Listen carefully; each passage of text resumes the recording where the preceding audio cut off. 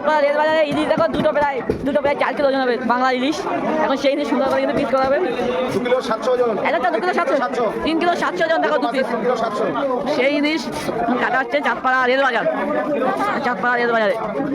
আরে কি জিনিসে পাওয়া যায় 1 কিলো 800 850 করে ওজন এক একটা। যার ভাগ্যে থাকে সেই পাবে। কি দাম হয়ে গেল গো? একদম একদম ইলিশ শেষ করেন না। যার ভাগ্যে আছে সেই পাবে। ও আহা আহা আরে কি জিনিস সেই জিনিস ইলিশ ইলিশ। ও সুন্দর করে কিন্তু পিস করা মাথা দেখো একেবারে সেই মাথা। এই যাচ্ছে ইলিশ, আর ইলিশ নিচে কাটা না দেখো। এই আমাদের চাঁদপাড়া পার্টি ইলিশ কিনতে এসছে।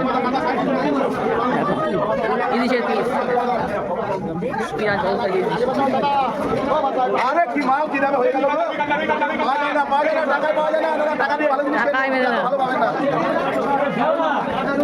এত ভালো জিনিস সব জায়গায় পায় না, সব জায়গায় থাকে না। আরে ইলিশ বিগ সাইজ ইলিশ। এরকম করবেন আটু করে করবেন।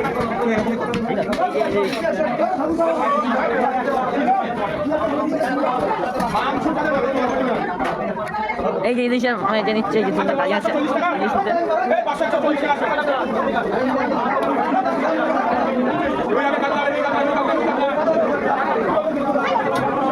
এক এক পিস ইলিশ, ইলিশের রাজা সেই ইলিশ। কি দাম হয়ে গেল গো?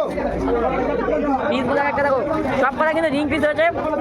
একটা থেকে 4, 8, 9, 11 পিস মাছ হয়েছে। এটা দিয়ে 11 পিস মাছ। ইলিশ তো ইলিশ সেই সাইজ ইলিশ,